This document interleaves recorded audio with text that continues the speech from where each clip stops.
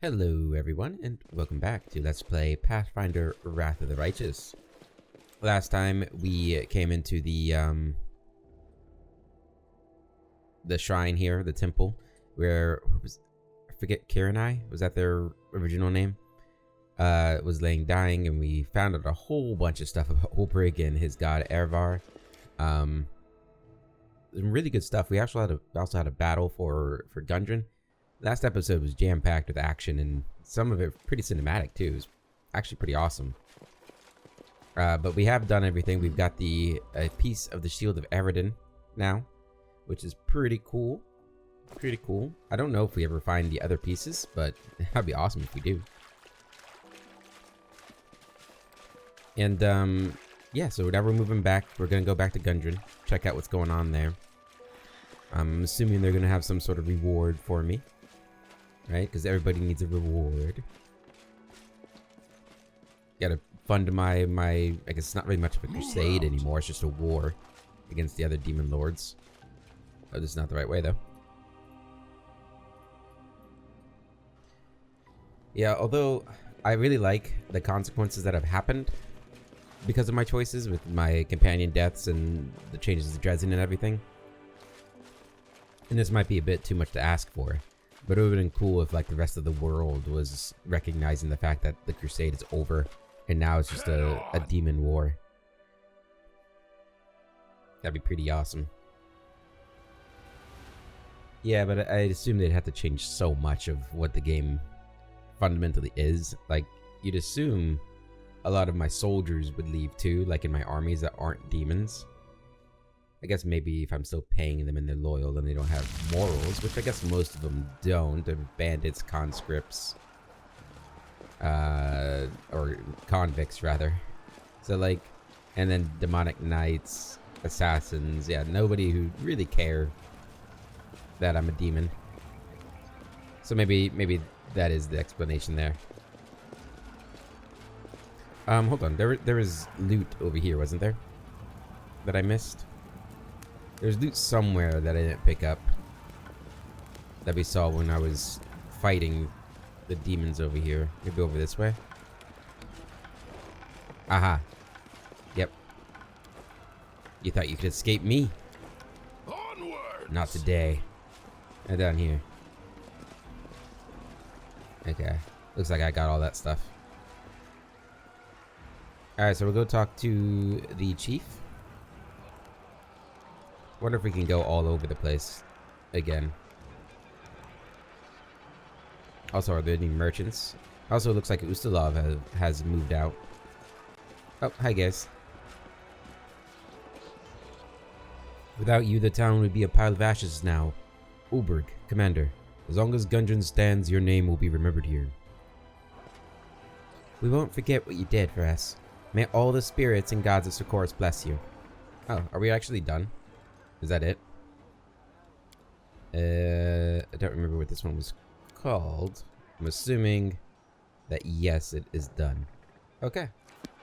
Huh. I thought they'd have something more to say. Where's my reward? Did I get a reward? I mean, besides, I mean, listen, the Shield of Eredin is nice and all, but I can't actually use it. Did I? Hold on. Date from newest. I mean, all of this is from the person we killed. Well, the headband mint to perfection. That's one hell of a reward. Is anybody using regular old headbands? You are. Go ahead and take this. Yeah, because, I mean, that'll get your will save up at least. Which is awesome. It's always nice to have some charisma. Especially for somebody not charismatic. Can we sleep here? Yeah, we can. Alright, let's take a rest.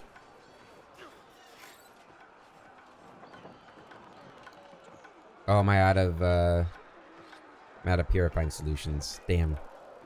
Well. Go ahead and make us a scroll here. Let's see. I don't really know. Get us a scroll of angelic aspect. Yeah. You have a most fascinating head shape, bearded boy. If you'll allow, I will measure the prominence of your brow ridge. Why don't I count your teeth instead, after I knock them out of your skull? What do you think of that for an experiment, sorceress? She's actually a wizard, not a sorcerer. So, actually she's a witch now, but, you know. I guess maybe that sounds even worse.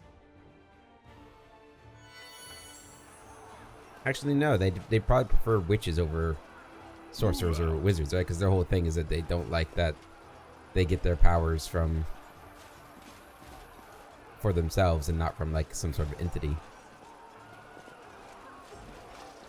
which is pretty cool. I actually made a tabletop character with that sort of mindset. He was a Goliath. He was really cool. We were playing the Icewind Dale campaign. We didn't finish it, but we got pretty far into it. It was a lot of fun. I missed that character. Tagoth was his name. He was so cool. Alright, well, I guess we leave. Yeah, nothing else to do here as far as I can see. I guess we missed that little bit of loot there. Go get it. It's probably nothing, but it could be something. You never know.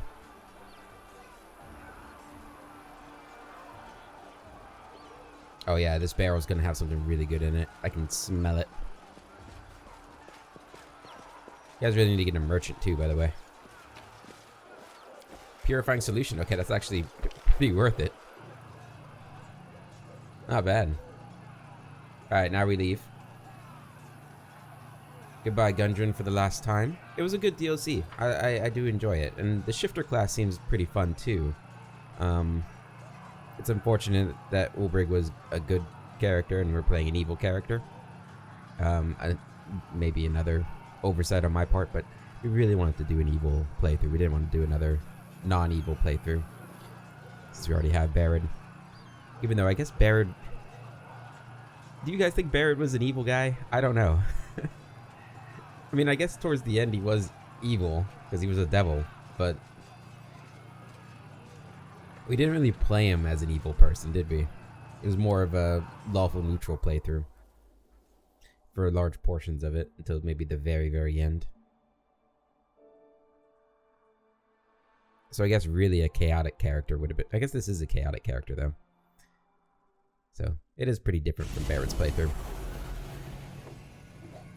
For instance, Barad, all his companions survived, as far as I remember. Got it. Because that is not the case for Menorak, although it does look like we're gonna have this group. Unless Ember for some reason leaves us. I doubt it. It would kind of go against everything she believes in to leave me, right?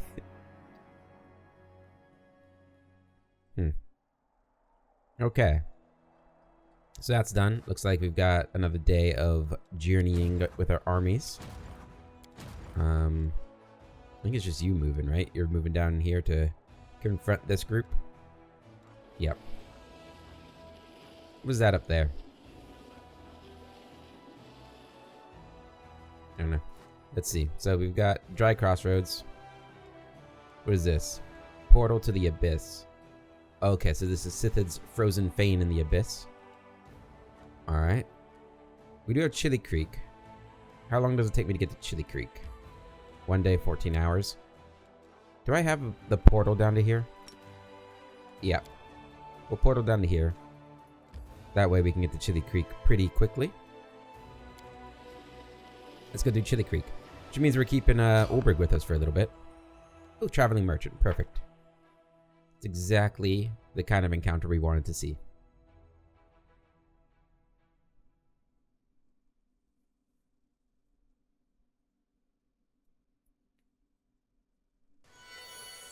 Hey, buddy. Why, it's you again. Good to see you. I do love repeat customers, yeah. It depends. Right now I'm selling personal protection equipment. Every knight knows how important it is to avoid losing face or some other body part. Have we done all of these already? Let's go exotic gear. Show me your wares. Price in descending order. Sell all this stuff. Don't believe we need any of this. Just sell it all. Still need to check that,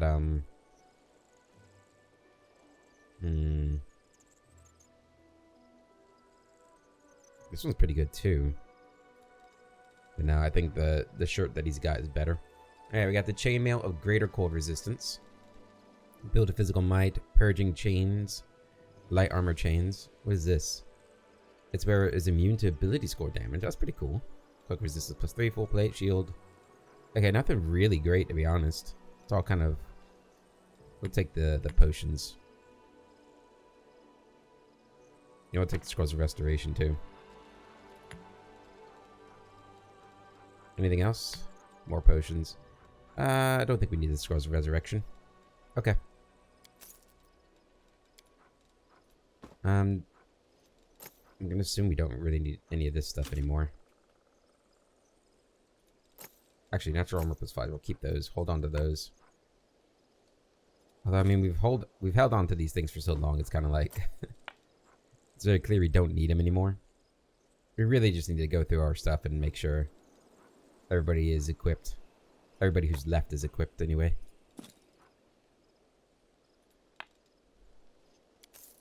There we go. Do you have any, no, we would have seen it in here, huh? Purifying solution. Yeah. Okay. You. Do you want the shield? It's not a buckler, so I don't know if you can even use it. You cannot. Okay, so buckler is its own distinct thing. And you don't have any bucklers? You suck, man. Gotta have that, though. Alright. Let's head on out. Gotta find a better buckler for her, though. Alright, continue on to Chili Creek. Do you want to enter this location? I do. I do want to enter this location. And unfortunately for Chili Creek, I don't think this is going to end well for this town. At all. Considering Manorak's track record of late.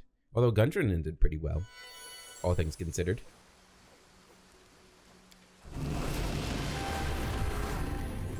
Alright, buffed up.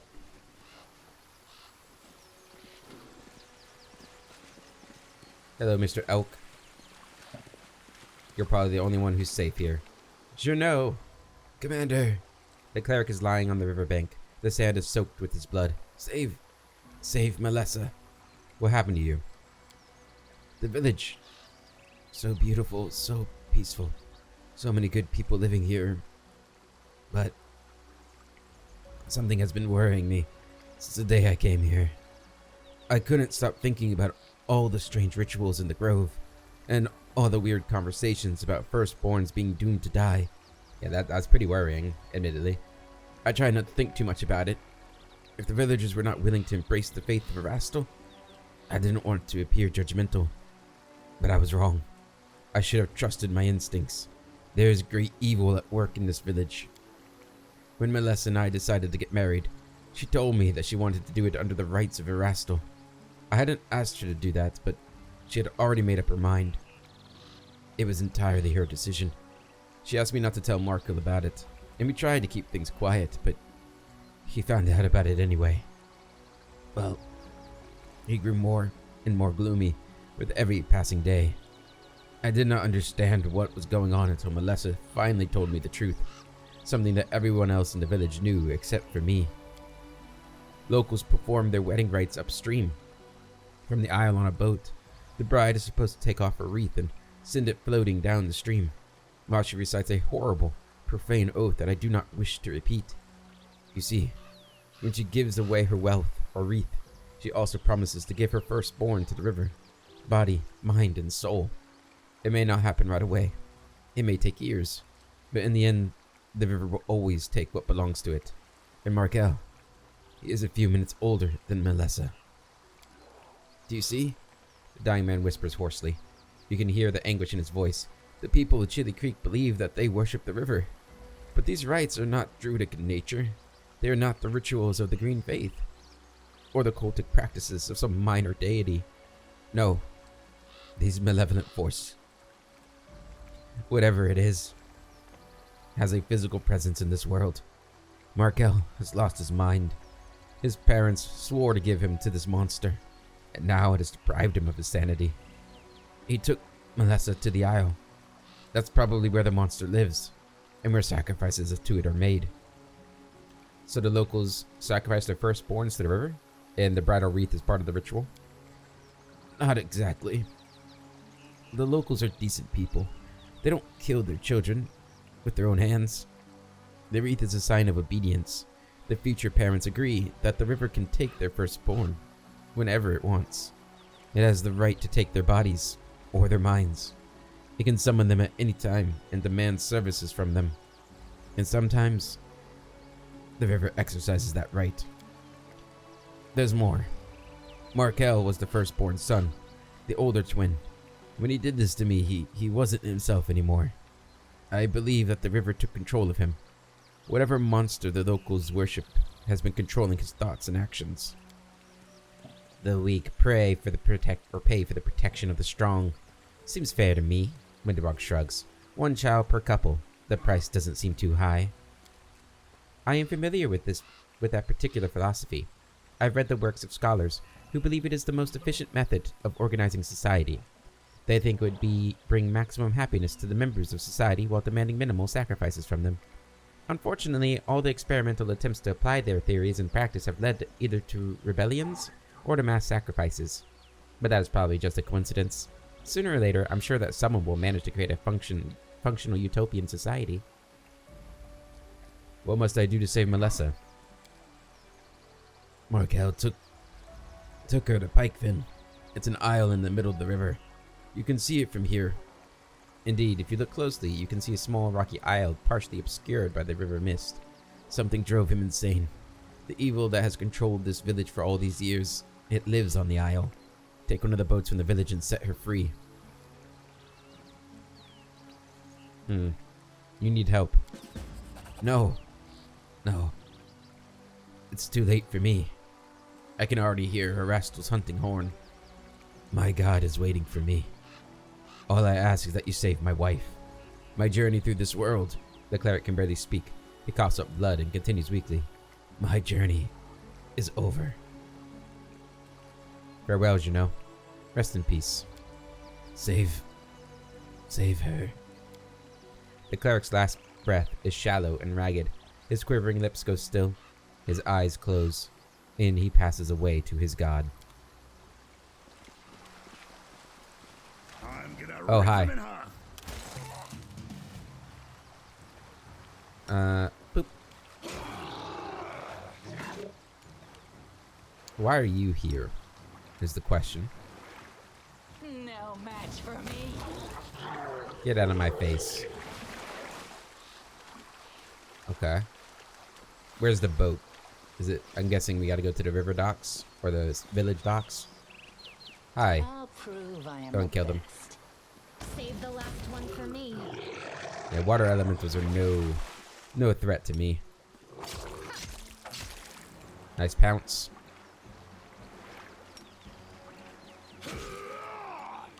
You should have listened to reason.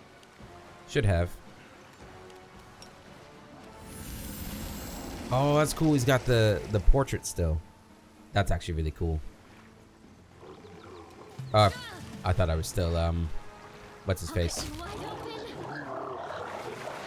Hi there.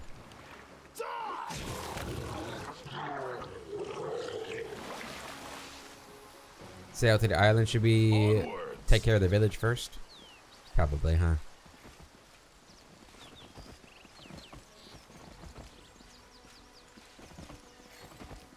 You guys all good?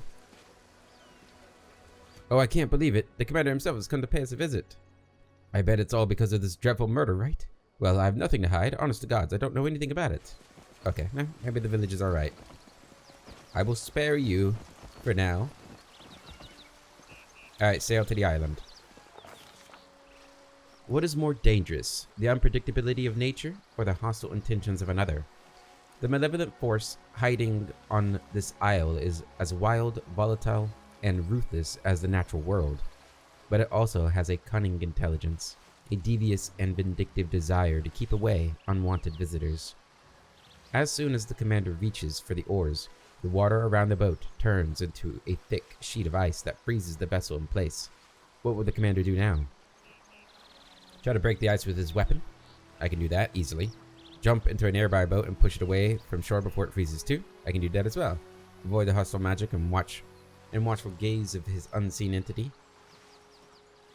By sneaking into another boat undetected. I can do all of these. God, we're amazing. We're going to break the ice though. Solid ice is strong, but metal is stronger. After a good deal of slashing and hacking, the boat is finally free from its icy shackles.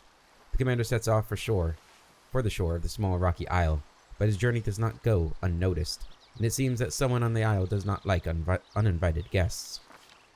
Suddenly, the mist that rises from the surface of the river thickens into a dense cloud of fog. It blinds the commander and obscures his surroundings. Where is the shore? Where is the isle? The fog is so thick, the commander cannot see the oar he is holding in his hands. What will the commander do now that he is blinded by fog? Close his eyes. It is time to navigate by sound. Easy. Dip his hand into the water and pay close attention to the current. The flow of the river will reveal the direction he needs to go. Also easy. Try to steer the boat around the cloud out of the cloud of fog. After all, it can't possibly cover the entire water or river. Also easy. I like this one. Dip your hand into the water. Those who have experience on the water do not navigate solely by sight. They can feel the current beneath their vessel, just as a runner feels the land beneath their feet. The commander steers the boat forward with confidence. He knows that he has set the right course. A light breeze slowly begins to dissipate the cloud of fog. The boat is headed straight toward the island. It will not be long before the commander reaches the black rocky shore of Pikefen. The rocky isle is desolate and bare. Blue-gray lichen and a few sparse, straggling weeds are all that survive on its blacky rock shore. Further inland, the entrance to a cave gapes open like a toothless mouth. Suddenly, a violent gust of wind sweeps out from the entrance to the cave toward the river. The water, which was calm only moments ago, begins to swell into massive foaming waves that threaten to smash the boat into the boulders along the coast. How will the commander reach the shore? Call out to the unseen force that casts the spell and demand to be allowed out onto the island. Okay.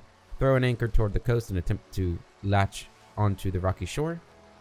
Steer the boat through the waves and navigate around the rocks with a firm and skillful hand. We're going to intimidate him, obviously. The commander's intimidating presence seems to frighten the storm into submission. The wind grows calm, and the waves subside. He steers the boat down the river toward the isle, and disembarks without any further complications. It's hard to believe that only moments ago, the crazy, lazy river was a maelstrom of raging waves and rushing currents. The air is still and peaceful.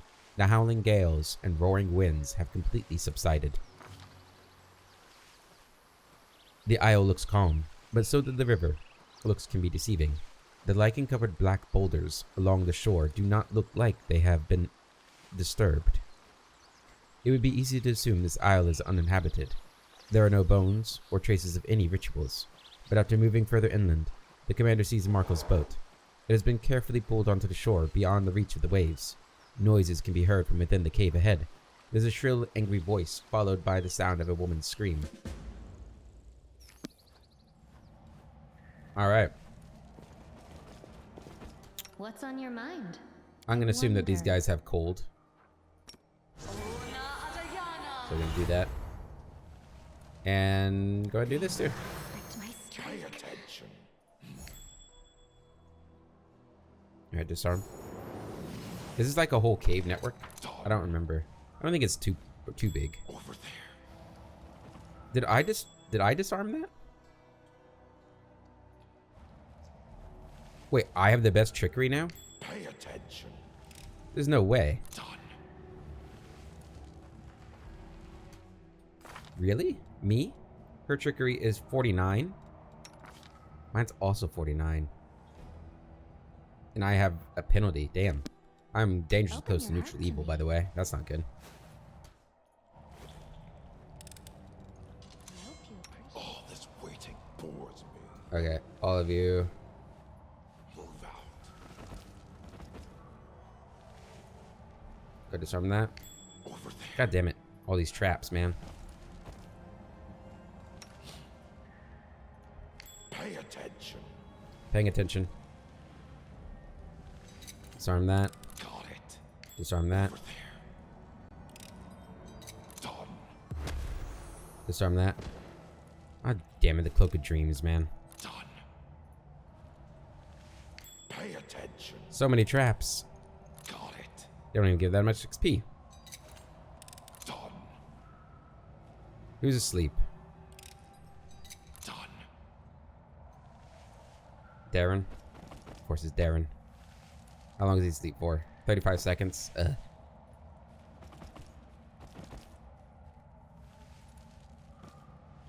Okay, well, we gotta wait for him to wake up.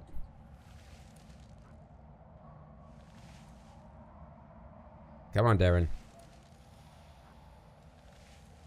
Wakey, wakey. It's daybreaky.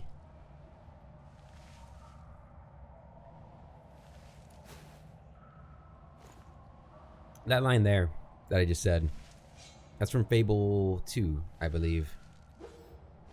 It's one of the few, like I kind of always think it's from Divinity. It feels like a Divinity line almost, like the, oh, we're already done with my invisibility. That's unfortunate. Well, enough about Divinity and Fable. The cave is cold and dark. The ground is covered in fog, and an icy current of air flows toward you from the depths of the cave. Water drips from the ceiling, and dim lanterns cast grotesque shadows on the walls. All these years, we've been worshipping the three of you? All our prayers to the icy rill? All our sacrifices? Oh gods, and our children. It's been you the whole time? Melissa is huddled in a corner, clasping a withered wreath of grass and flowers to her chest. She looks like she's been crying. Standing in front of her are three horrifying old hags. Markel sits at their feet like a faithful dog. And what's so wrong with us, child? The old woman's skin is even whiter than her hair, and her breath hangs in the air like an icy mist. Her voice is kind, but her gentle words lack sincerity. Beneath her friendly exterior, she is as cold and ruthless as ice.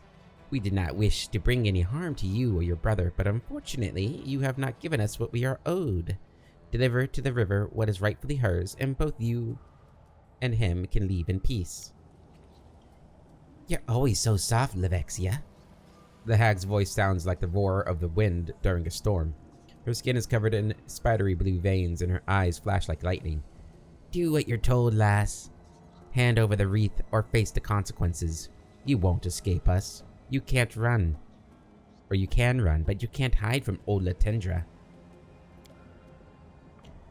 Lavenda, Levexia, my sisters, do you hear me? Do you know what is destined to happen must happen?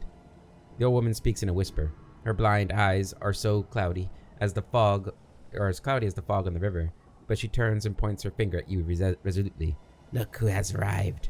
This is the one whose face was revealed to us in the dark waters. He's arrived already. Well, this is a surprise.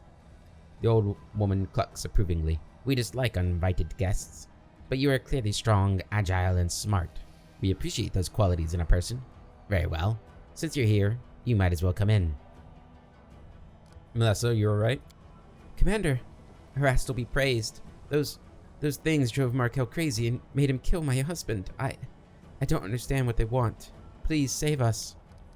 So, you praise the old stag now, ungrateful child. Who has kept you fed and protected you from every danger? Did your mother worship the old hunter? How about your grandmother, or her grandmother before her? Did they offer him praise? I think not. The hag shakes her hoary head in disapproval. Markel, what's wrong with you? Levexia reaches down to give the man at her feet a pat on the head. He's absolutely fine. He is a good boy, an obedient boy. He respects his elders, never talks back, and respects his mother river. Isn't that so? Markel's face is contorted in pain. You can see the desperation in his eyes as he struggles against the power that has seized control of his mind. Help me.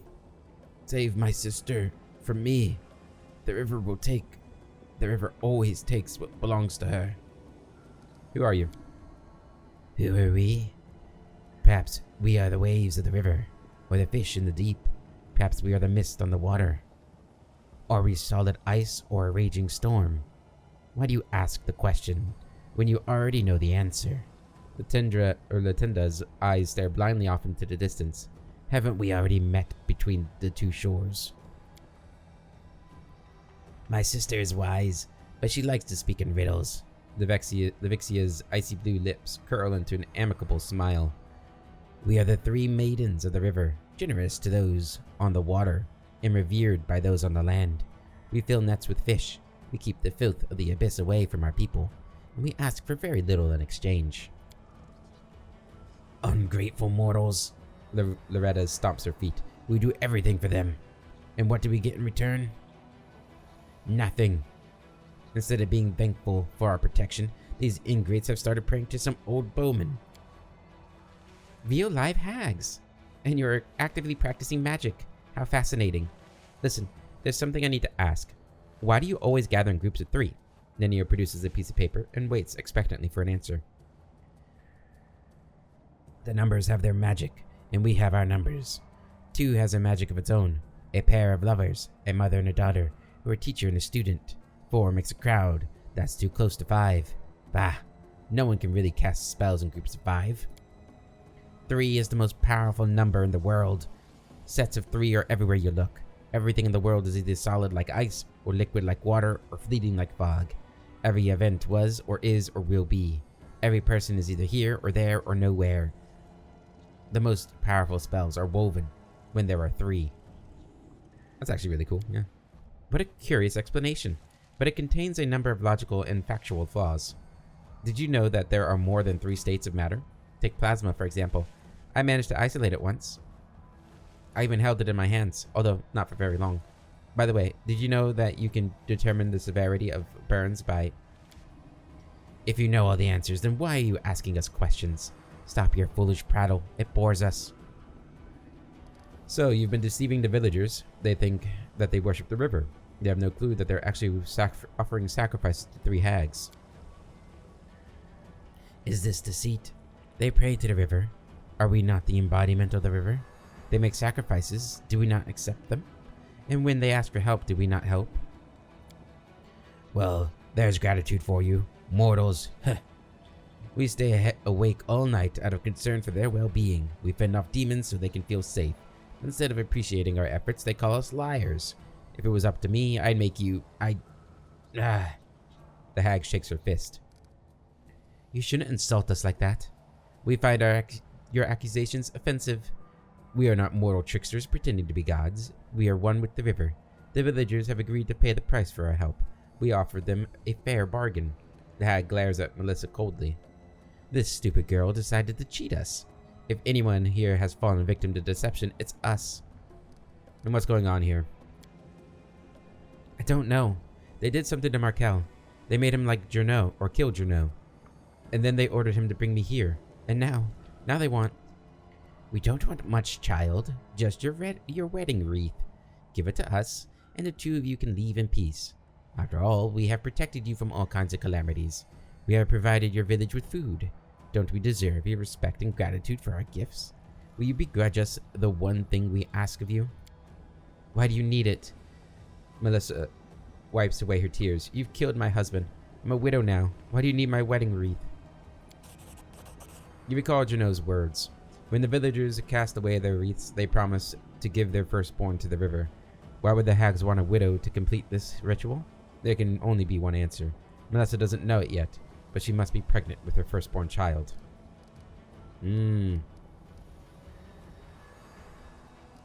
What did you do to Markel? How have you managed to take control of his mind? How does the river control a leaf that falls into its stream? How does the sky control the fog that rolls in off the water? We didn't do anything. We don't have to. He is a firstborn, and that means he belongs to us. In fact, he was promised to us before he was born. We kept him alive because we thought he might prove useful, and we were right. The river is patient. She does not need to hurry. She can take what belongs to her whenever she wants. That's right. He belonged to us before he was even born. He'll do whatever we tell him to do. Laminda shrieks with laughter. Markel, resist them. Don't let them control you. You must be strong for your sister. Melissa, be reasonable. Show these old ladies some respect. Give them your wreath, and then you and Markel can leave. Melissa, you are with child. If you give them your wreath, you'll be giving away your child as well. What? The woman places her hand on her belly protectively. She no longer looks afraid. She stares up at the hags in outrage. So that's what this is all about? That is why you dragged me here? You didn't want the wreath. You wanted what it represents. You killed the man I love, and now you want to take my child away from me too? Never. I would not let that happen. So that means... Markel can barely speak. He struggles to finish his sentence, but with each word he utters, he sounds less obedient and more angry. You are the reason I killed my brother-in-law? Thanks to me, Melissa's child will never know their father? Now you want me to take this child from their mother? I won't let that happen. I won't allow it. Wait, what's going on? Are you trying to rebel against us, boy? Don't forget you will belong to us for as long as you live. You cannot get rid of us, no matter how hard you try. We just have to say the word, and you will be under our control. Markel grabs a stone from the cave floor and attacks the hag. You hear a disgrunting, crunching sound as Markel smashes the rock into the hag's arm. The hag shrieks and lashes out at the man, dealing him a powerful blow that causes him to fall to the floor unconscious. Kill them, sisters. No one leaves this place alive. Bathe in your blood. You can try to kill me, but you won't. You won't. Hopefully. What are the odds?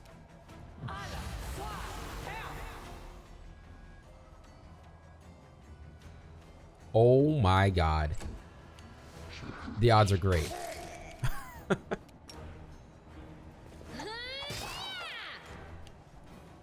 I can't believe that worked. They're held, guys. We held them. I'll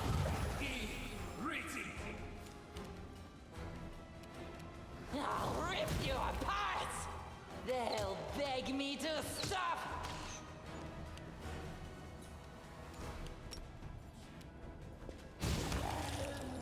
It's one down.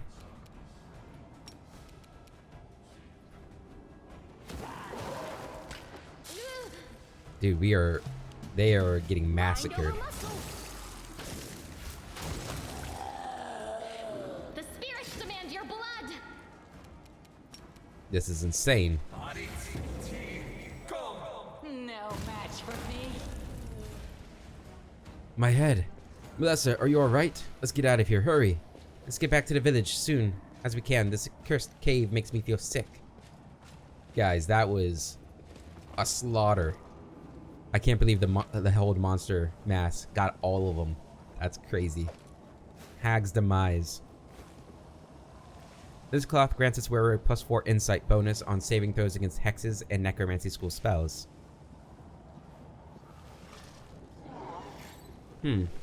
Against hexes. Okay. Quarterstaff. Loot them too. Alright. What else we got in here? What's that? Like that. Rabid Rippers.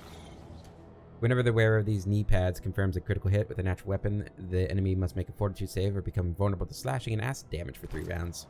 Can you wear those? No. I didn't know if he could wear them since he's a griffin right now.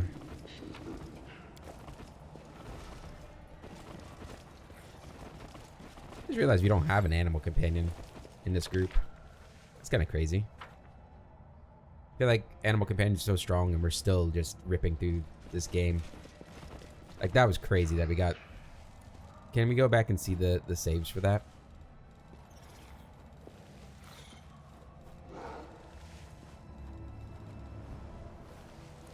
Here we go. So they had to beat a 37 and they had a 16. So yeah, they had to roll a natural 20 to beat it. Wow. That's crazy. That's actually insane. Thank you for saving us from those monsters. I didn't think I was going to survive, and Markel, I thought I'd lost him forever. Interestingly, I'm pretty sure with Barad, Markel did not survive. So, in a weird twist of fate, Manarak helped out more. Sister, forgive me. I have no excuse for my actions. It's not your fault. I guess Those hags were controlling your mind, weren't they? They would never have ensnared me if I had not been such an easy target. I really did not like Journo. I was against your marriage, and the hags used that to control me. Nessa looks down. After a while, she answers softly. I don't know if I will ever be able to really forgive you. But you are the only family I have now. What are you two going to do next? I will bury my husband in the ground, and then... Nessa carefully places a hand on her belly. Erast will be my witness. I'll soon have my hands full. But not here. I don't want to see this river ever again. Did you tell the villagers the truth? Do they know that they have been worshipping hags this whole time? I did, but they don't believe me. Nessa casts a glance toward the village and shakes her head bitterly. They don't want to believe the truth. They say it must have been a nightmare, or that Markel drank too much. They come up with dozens of different explanations because the truth is just too terrible to bear. They'll keep practicing their rites. I wouldn't be surprised if another nasty creature comes to live on the Pike Fen in a couple of years. I'm sure there are plenty of foul things that would gladly prey on these villagers and accept their sacrifices. I can't live among these people anymore. Markel, are you free from the evil influence of the hags? I am. The hags are dead. I'm my own man now, thank you. I'm sorry for your loss. Thank you. I loved him so much. I thought we had a life ahead of us. She wipes her eyes. Well, it's time to say farewell. Yes. Melissa tries to smile. I'll pray to Erastil for you every day. Here, take this. This is an old family heirloom. I don't know how many generations it's been in our family, but now I want you to have it. Take it as a sign of my gratitude. I hope it will help you on your path to victory. Thank you for everything. Farewell. Farewell. What is this? This robe grants its wearer +3 insight bonus on knowledge and lore skill checks, as well as +2 to reflex saving throws. Okay. Does anybody not have a chest? No, you all do. What does yours do? In addition, whenever the wearer travels for 50 feet or... Oh yeah, that's kind of cool. Alchemist shirt. Saving throws versus acid. You can have this. There you go. Alright. Markel, do you have anything else to say? After everything I've done, I'd understand if Melissa never wanted to see me again. I'm just glad she hasn't sent me away yet. Yeah, are you leaving too? Oh. Goodbye, Journo. It's actually kind of, poetic. There's an elk around his body. I know it's on a stag, but it's close, right? Close enough.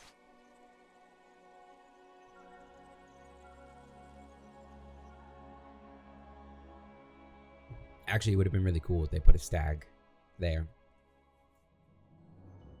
Missed opportunity. Okay. Well, that quest is done.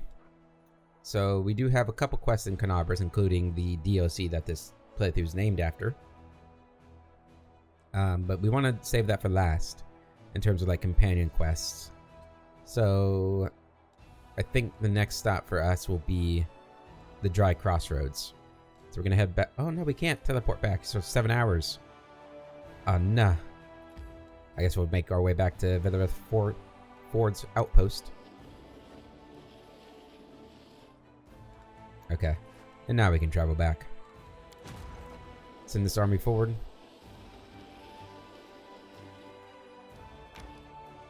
Alright. Take on this demon army. Get another fort here.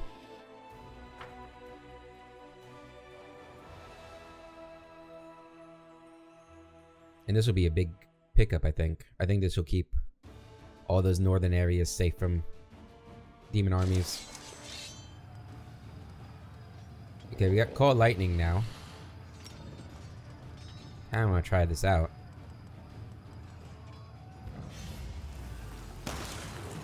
Bang.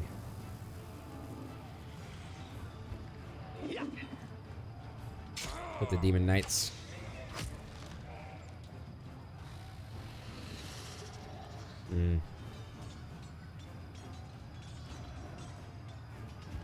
Up to them. Good. Hey now. Kill them. Good damage. Move up. Move up.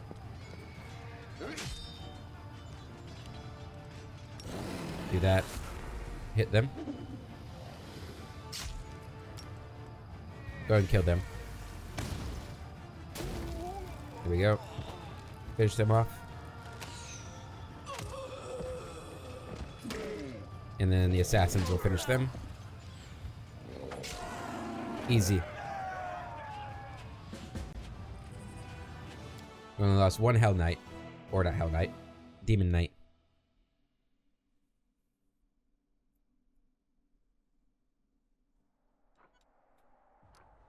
Alright, we've picked up... What is this place called? Sinister Mansion. Nice. Alright, and we gotta clear out all of this junk. Oh, there's another fort down there we gotta take out too. Alright, well let's go kill these guys. 4 energy points. Ooh, Fire of Baphomet. We only have 6 movement, so let's just get these guys.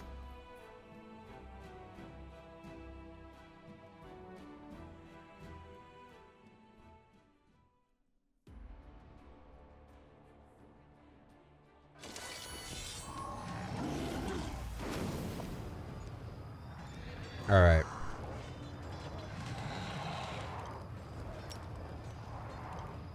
Hit them with that. Good. You're on them.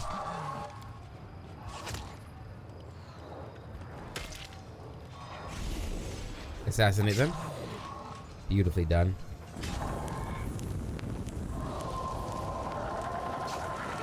There we go. No chance. This army is very good. Imagine what we'd be. Yeah, I mean, if we had like all of our troops from the 4th act. 3rd act? 3rd act. This would be a steamroll. That's probably why they don't let you have them, huh? Low rumbling comes from the mouth of the volcano. Crude drawings cover the surrounding stones, indicating that this place was once used for sacrifices to the fire in the depths. These drawings are much older than Sarkoris, but powerful demons managed to subjugate both the energy of this place and its keeper spirits. Nice. Alright. Back over here. And now we can teleport to Dresden. And I'm assuming we need to rest, so we're going to go into Dresden. To the Citadel.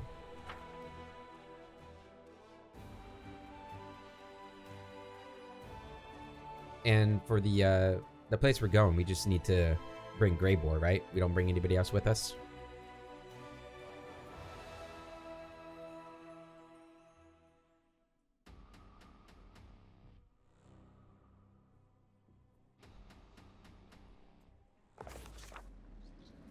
Alright, sleep. We can make cheese crostata again. Nice. You have the blood of a demon in you. A powerful demon, too, since you're skilled in magic. You can share some of your power with me. I will get the demon seed, and you'll get a good time. Damn. You're alright, love. Thanks, but no thanks. I'm actually celibate, me. Took a vow of chastity. I'd show you my chastity belt, but, well, wouldn't want to tempt you. That's hilarious. That is hilarious. You know, I wouldn't mind if some of the companions, like, hooked up in this game. I feel like besides this, the camp stuff, we don't get a lot of, like, inter-party relationships. Like, even, like, friendships and stuff.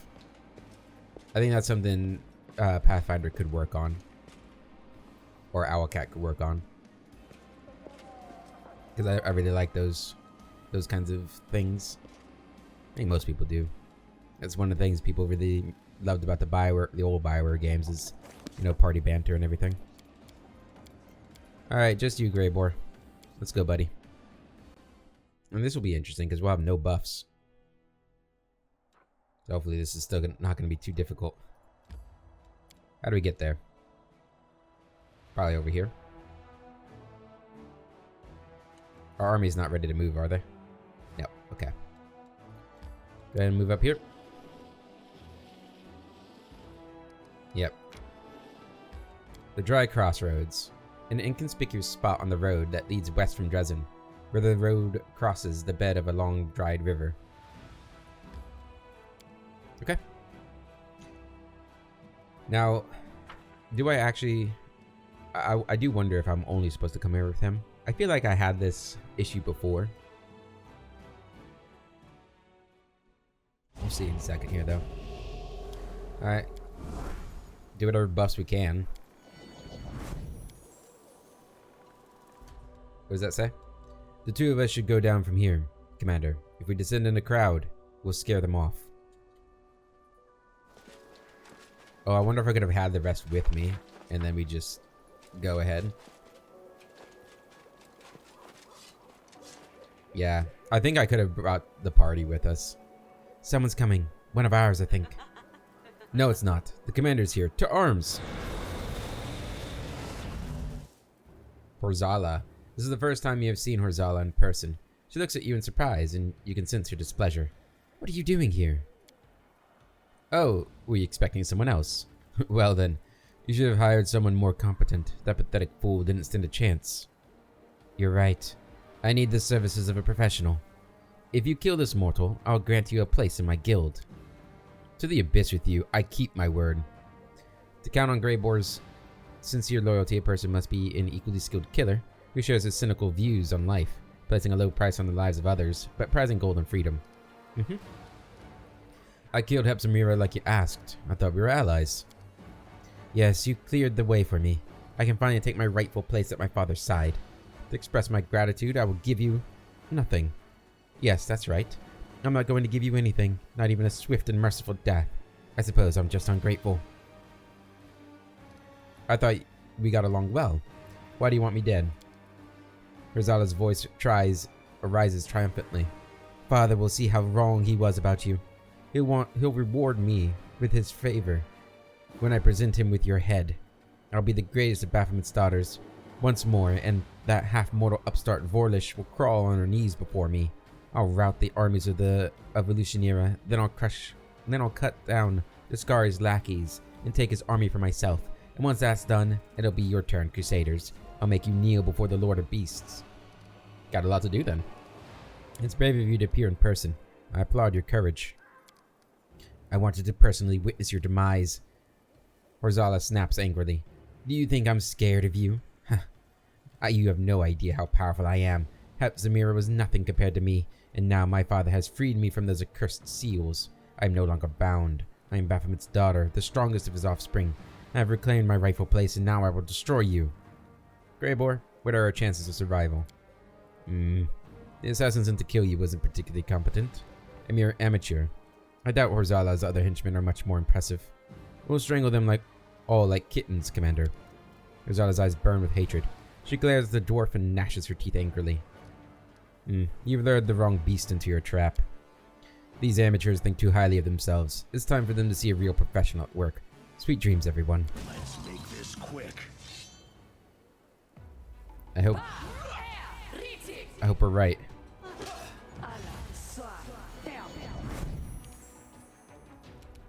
Simply business. Okay, he was easy to kill.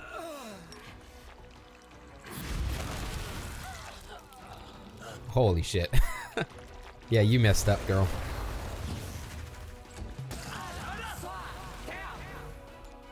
Oh, he got held. But it doesn't matter, because you're dead. Let's hear you cry. Holy shit. I remember that being so difficult on Barad. Am I misremembering? Wow. Horzala is curled up on the ground in anguish. She slams her fist down angrily. This isn't how it was supposed to end. Why? Why are you so damn strong, mortal? And you, Shorty, you foul little worm. You've ruined everything. Gerber smirks under his beard. Now, why would you say such a horrible thing, Horzala? Don't you know that words can cut as deep as blade? What will you offer me in exchange for your life, demon? Our plan worked, Greyboar. Greyboar begins to fill his pipe. He gazes indifferently at the corpses piled up around him. Of course it did, Commander. Horzala thought she could convince me to commit betrayal, but she forgot that treachery works both ways. What will you offer me in exchange for your life, demon? Horzala laughs bitterly. Nothing. Once my father hears of my failure, he'll take everything from me, even the guild. No, you shouldn't have come after me then. Rosala writhes on the ground and howls hysterically. I hate you. Oh, how I hate you all. I think we're done here. One of these nights, we should meet up at the tavern to celebrate. Drinks are on me. Oh yeah. Unable to identify it? Nah.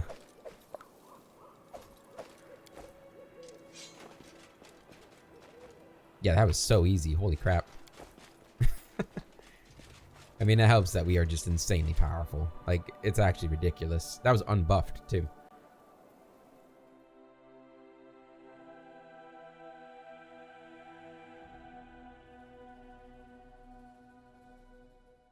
I feel like we could increase the difficulty. Go to hard. I'm not going to, though. Alright, don't have the teleportation, so we're just gonna walk back. I know we'll have it here, but we might as well just continue walking. Alright. Let's go clear up this section.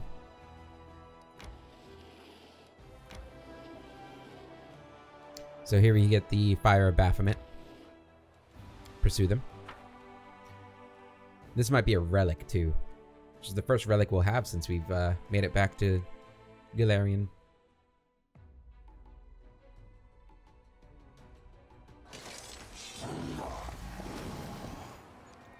Alright. Alright. Kill them. They're even weaker than the last ones. Alright, they're gone. Oh, they're gone now. Easy. And you assassinate them. Pathetic. Pathetic.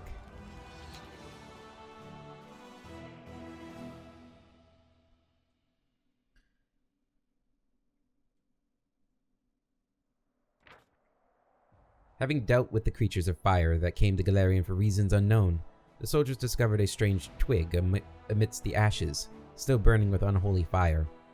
This dangerous find was handed to the commander with great precaution. The followers of the demon lord Baphomet commit countless crimes to earn his favor. Carius, a servant of Desna, who was in charge of the temple shelter, but secretly worshipped the Lord of Beasts. He took advantage of his position to build a cunning maze in the temple's secret basement and filled it with fierce and bloodthirsty monsters. Each night, Carius cast an overly trusting vagabond or a homeless person into the maze, where they met their grisly end.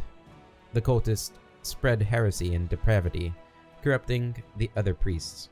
Baphomet took note of his servant's guile and bestowed on him an incredible gift, a spark of the flame gracing the brow of the Lord of Monsters himself.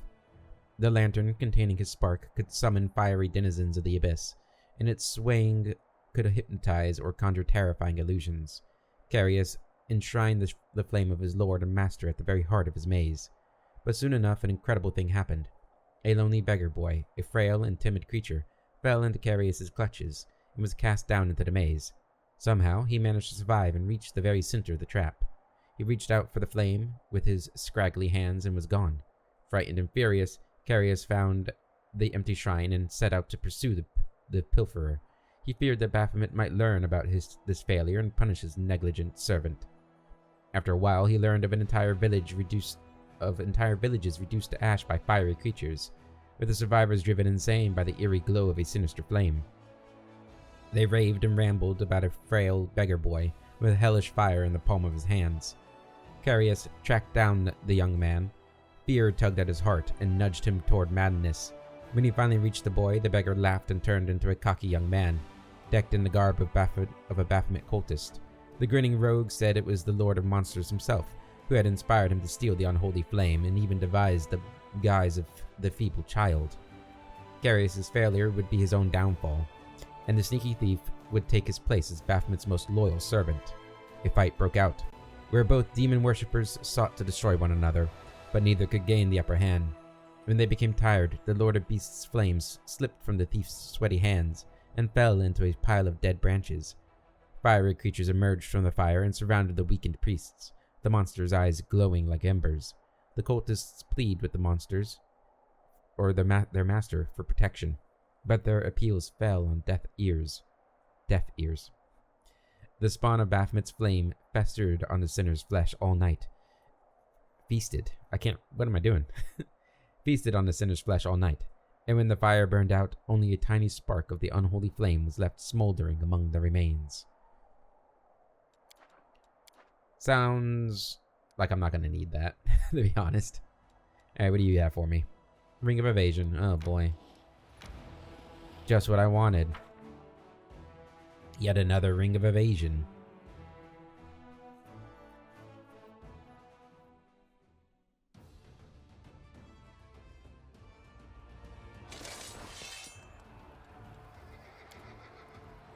Okay. You guys got this. Jesus.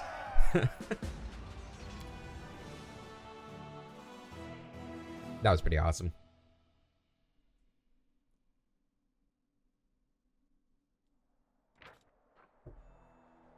The group of the Templars of the Ivory Labyrinth fought desperately, choosing death before imprisonment. Among the trophies, the soldiers found a lot of loot taken during raids on the cities of Mendev. Good for them. What do you have for me? Daily material points. Okay, now this is a fight. Now this is going to be a real fight.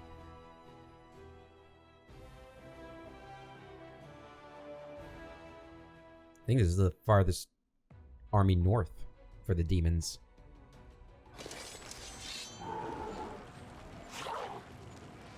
Alright. They're grouped up around me here.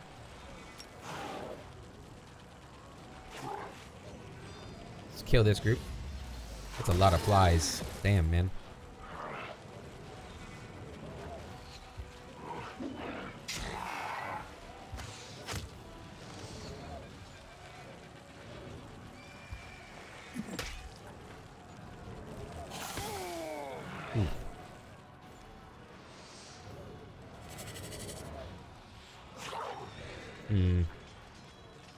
Let's kill these guys.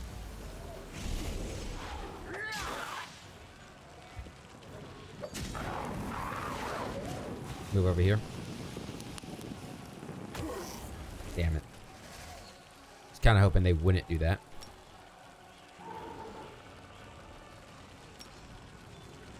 Kill them. Make them go bye-bye.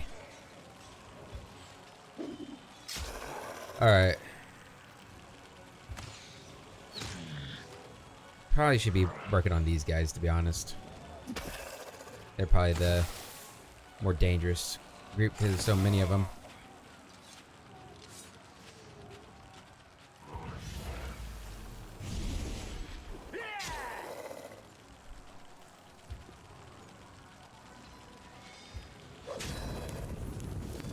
Good amount of damage there. Okay. Blow him up. Damn, I thought that would kill him.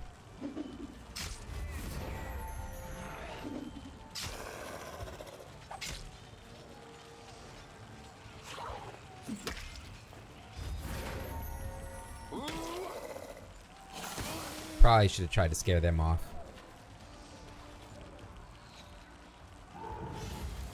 Assassinate him. Good. Ooh. Alright, so they're pretty much gone. Get over here. Over here.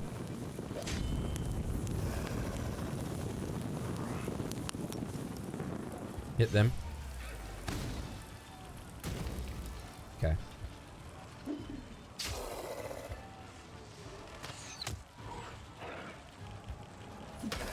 Alright, that'll hopefully scare them away. Yep.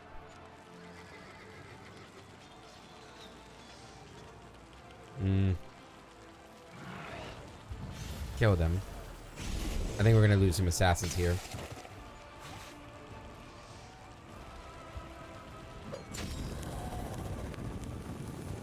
Yeah, because these guys are going after them. Okay, that wasn't too bad. Hit them.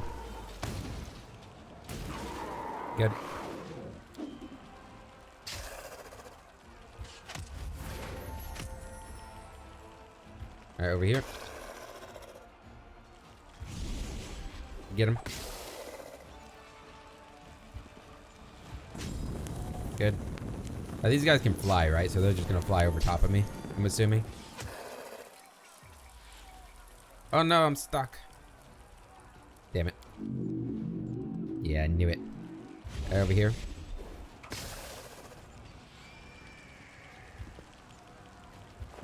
There we go. Did we lose anybody? We lost one demon knight. Not bad for an army that was, what, 2 levels higher than us? I'll take it. I will accept these losses. Having dealt with the demons, the Crusaders discovered a Circorian city that was turned into a necropolis. Among the sand and the bleached bones, the soldiers find some ancient treasures. The intendants are already planning vast excavations. They believe that even after months of work, they would still keep finding all kinds of valuables here. Awesome. More material points. It's great. Alright, so we're going to move up to this army next. There's a bunch of finance points. Alright, back to us. We have a couple of things on the Crusader map.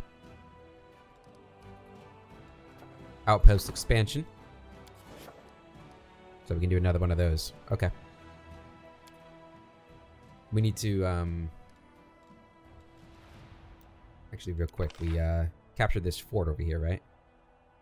Yeah, so we can manage this. Go ahead and upgrade it. Or build in it.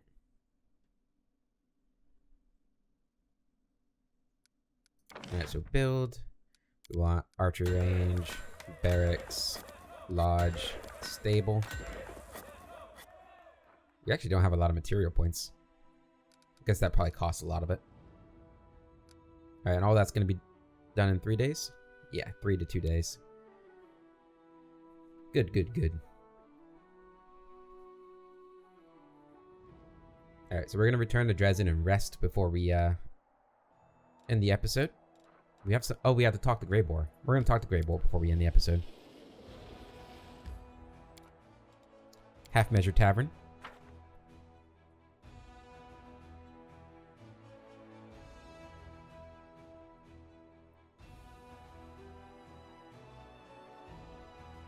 We should probably talk to Olberg too. See if he's got anything new to say. Maybe we'll do that at the beginning of the next episode. Before we leave Dresden. Alright, let's go talk to our boy. Oh hey, these guys are here. I'll have to talk to them too. Is that the commander who entered the lair of assassins unafraid, wreaking havoc and personally murdering everyone in sight? Why, yes, I think it is him. Well, beer is on me today, just like I promised. That's the way to any man's heart. Greyboar greets you loudly, puffing on his pipe as usual. Can I expect more attempts on my life? Of course, but... What? He no longer has weapons like Horsala's Assassin's Guild at his command. And the Templars of the Ivory Labyrinth are no match for them. I don't think you need to be wary of any more attacks. Have you ever been tempted to betray me? Well, maybe a little, perhaps. But I never violate the terms of my contracts. Justice, villainy, loyalty, treachery. All these words carry no meaning for me anymore. But my reputation, for that, I will put my life on the line. Your fixation on this whole reputation business is utterly crazy. But today, I couldn't be happier that you've lost your marbles. Being true to my word is one of the few virtues that I hold in high regard. I don't carry it around in my pack during my countless travels, but it's always with me. Thank you for remaining loyal to me. It's not about loyalty. It's just business, and... But perhaps you are right about that. I like you. I rarely say that to people, and almost never to my employers. But here we are. The dwarf cuts off abruptly and goes silent for a while, puffs on his pipe, lost in thought. Finally, he speaks. I enjoy traveling with you, and I would have felt regret if you had died. Apparently our adventures together have made me overly sentimental. Have you ever thought about what you're going to do when this war's over? I'll remain a drifter and a killer. Nothing will change. There's an undercurrent of sadness beneath Greyboar's bravado. Just know that I think highly of you. Same goes for you. I never regretted getting involved with you. Even though the whole thing seemed like a utter failure at times. Greyboar narrows his eyes and gives a thin smile. Have you ever thought about quitting the assassination business? Maybe I have, and maybe I haven't. Have you ever noticed how I wish all my victims sweet dreams? It's a handy catchphrase that I've been using for many years. A farewell to someone I'm about to snuff out. I've been thinking about it a lot recently. Am I actually wishing myself sweet dreams? Preparing to go to my eternal rest every time I go into a fight? I don't know. Maybe I'm just getting old. It's possible. Anyway, fortune doesn't favor those who think too much about tomorrow instead of living in the present.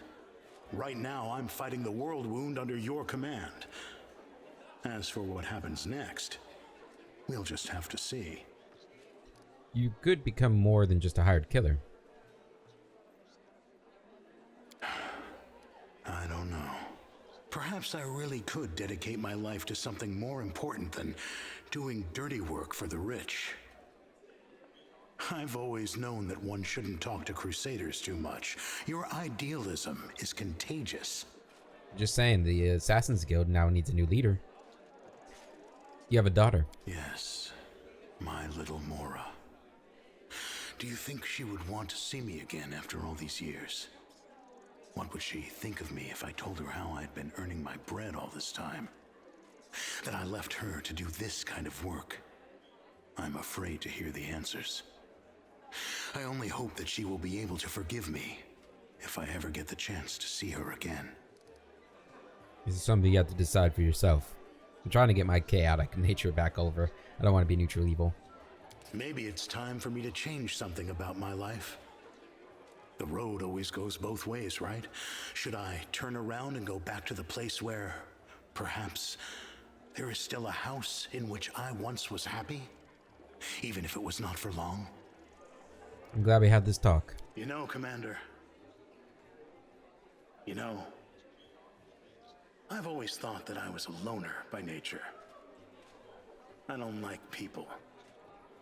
I don't give a damn about them. They don't give a damn about me. And that's how it's always been, until I met you. Are an exception to all the rules. It is completely wrong for a hired blade to have any kind of personal affection for a client. But I do. Whatever lies ahead, I will never regret going on that dragon hunting mission with you.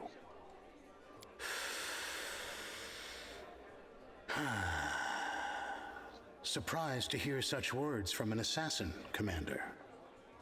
Greyboar's face is bright red. He smooths down his beard, takes a long draw from his pipe, and gives a deep sigh as he exhales a thick cloud of smoke. Finally, he regains his composure and continues on in a more normal tone. I have nothing else to say. In that case, let this story become a good memory of how we cheated death itself. I'll toast to that. Hell yeah. Good guy, Greyboar. Kind of. Well, not a good guy, but good friend. Good employee? Greyboar. Alright, guys, that's going to be it for this episode. Until the next one, I hope you all have a wonderful day, and I'll catch you later.